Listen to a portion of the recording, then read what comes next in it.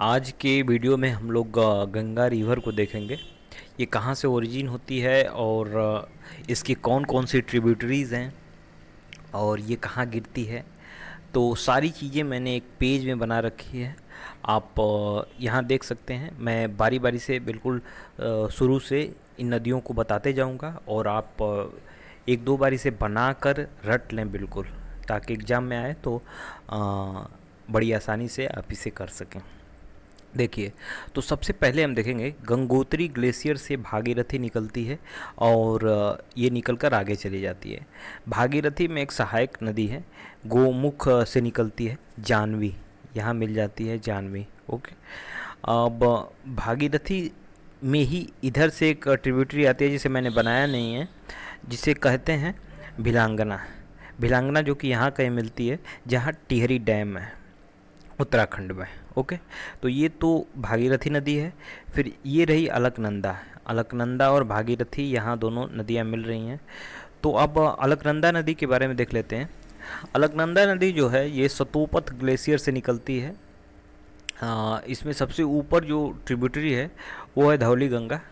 और धौली गंगा जब अलकनंदा में मिलती है जहाँ, तो वहाँ है विष्णु प्रयाग। अब ध्यान रखें कि अलकनंदा और धौली गंगा जहाँ मिलते हैं तो वहाँ विष्णु प्रयाग बनता है। और अगली नदी है नंदका, या फिर नंदना भी कहा जाता है इस नदी को। नंदना नदी जब अलकनंदा में मिलती है तो ये नंद प्रयाग बनाता है यहाँ। जब नंदना नदी अलकनंदा से मिलती है तो नंद प्रयाग बनाता है यहाँ। फिर पिंडर नदी है। पिंडर नदी जब अलकनंदा से मिलती है तो यहाँ कर्ण प्रयाग बनता है। इन दोनों के मिलने वाले प्लेस पे कर्ण प्रयाग है। फिर जब इधर से मंदाकिनी नदी आती है और अलकनंदा में मिलती है तो यहाँ रुद्र प्रयाग बनता है। ओके। फिर अलकनंदा और भागीरथी जब मिलती हैं एक जगह तो ये देव प्रयाग कहलाता है। अब इसके बाद शुरू होती है गंगा। इन नदियों के मिलने के बाद देव प्रयाग के बाद जो है हरिद्वार में, इनको गंगा बोला जाता है। गंगा आगे फ्लो होती है। अब गंगा की कौन कौन सी ट्रिब्यूटरीज़ हैं इसके बारे में हम देखेंगे। थोड़ा बहुत इसमें फैक्ट भी हम लोग देख लेंगे कि किस प्रकार कौन सा नगर बसा हुआ है कहाँ पे। तो सबसे पहले हम लोग यमुना के बारे में देखते हैं। ये यमुनोत्री ग्लेशियर बंदरपुर से निकलती है और आकर गंगा में मिल जाती है। यमुना जो है गंगा में कहाँ मिलती है, तो इलाहाबाद के पास में मिलती है। ओके। अब यमुना की कुछ सहायक नदियां हैं, जैसे इधर तो हिंडन है, मैंने लिख नहीं रखा है, ये हिंडन नदी है। और यहाँ चंबल नदी है। चंबल की सहायक नदियां हैं बनास, सिपरा। ये दो नदियां जो हैं चंबल की सहायक नदियां हैं जो कि यमुना में मिल जाती हैं। फिर यहाँ है सिंध, बेतवा और केन। ये तीन नदियां हैं जो कि यमुना में फिर इसके बाद मिलती हैं। अब ये देख लेते हैं, यहाँ रामगंगा मिलती है सबसे पहले इधर। और रामगंगा के किनारे ही मुरादाबाद बसा हुआ है, मुरादाबाद। फिर गोमती नदी है। गोमती नदी मिलती है गंगा में। गोमती की एक सहायक नदी है सई। सई जो है ये, सई और गोमती के बीच में ही जौनपुर बसा हुआ है इधर। ओके। अब अगली नदी जो है ये है घाघरा।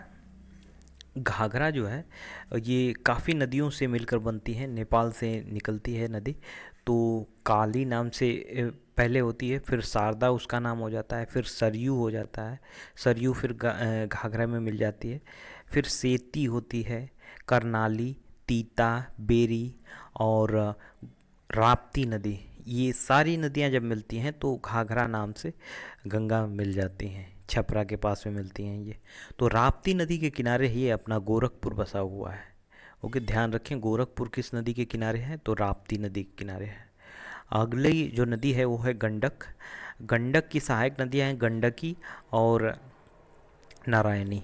इसे त्रिशूली भी कहा जाता है। तो गंडक नदी है। फिर आगे बूढ़ी गंडक है। बूढ़ी गंडक के किनारे मुजफ्फरपुर बसा हुआ है, आप ध्यान रखें। और मुंगेर में जाकर बिहार में मिल जाती है गंगा में। अगली नदी कोसी है।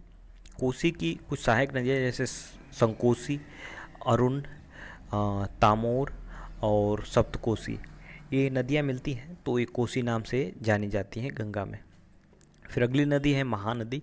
महानदी जो है महानदा नाम है, नंदा नाम है, ये जाकर फिर गंगा में मिलती है इसके बाद। अब दाएं साइड से इसकी ट्रिब्यूटरी जैसे कि सोन नदी है, काफ़ी इम्पॉर्टेंट है। सोन नदी बिहार में बहती है और ये जाके पटना में मिलती है, सोनपुर में। और जब ये मिलती है तो सोन की कुछ सहायक नदियाँ जैसे नॉर्थ कोयल और रिहंद, ये दोनों काफ़ी इम्पॉर्टेंट रिवर हैं जो कि सोन नदी में मिलती हैं। पुनपुन रिवर है एक बिहार में, और ये भी दाएं साइड से ट्रिब्यूटरी है जो कि बिहार में जाके मिल जाती है गंगा में। फिर ये हुगली नदी है। हुगली नदी ट्रिब्यूटरी नहीं है, डिस्ट्रीब्यूटरी है गंगा की। गंगा से ही निकलकर और कोलकाता में बहती है, और हुगली नदी के किनारे कोलकाता बसा हुआ है, वेस्ट बंगाल में बहती है। फिर ये तो थी गंगा रिवर। गंगा रिवर जब आगे बहती है तो ये हुगली नदी के पीछे जो है एक फरक्का बैराज है जहाँ से पानी थोड़ा कंट्रोल किया जाता है गंगा का। फिर आगे ये वेस्ट बंगाल में, बांग्लादेश में पद्मा नाम से जानी जाती है। और फिर जब इसमें मेघना नदी मिल जाती है तो मेघना नदी के मिलते ही इसका नाम मेघना हो जाता है, और ये मेघना नाम से फिर समंदर में गिरती है, बे ऑफ बंगाल में। अब ये तो थी गंगा नदी। फिर इधर से निकलती है अपनी ब्रह्मपुत्र। ब्रह्मपुत्र जब निकलती है तो ये चाइना से होते हुए और अरुणाचल प्रदेश में इंटर करती है। इसका चाइना में नाम जो है टी सैंगपो है, यार यांग लव भी है इसका नाम, टी सैंगपो दूसरा नाम है। तो फिर इसकी कुछ ट्रिब्यूटरीज देख लेते हैं, जैसे दिहांग, दिबांग, लोहित और धनश्री। ये तो बाएं साइड से ट्रिब्यूटरीज हैं, और दाएं साइड से जैसे सुबांसी, कामेंग, मानस, संकोश, रैडाक, जलढाका और तिस्टा। तिस्टा जो कि सिक्किम से निकलकर और ब्रह्मपुत्र में मिल जाती हैं। इसका वेस्ट में, पश्चिम बंगाल में नहीं, बांग्लादेश में इसका नाम जमुना हो जाता है।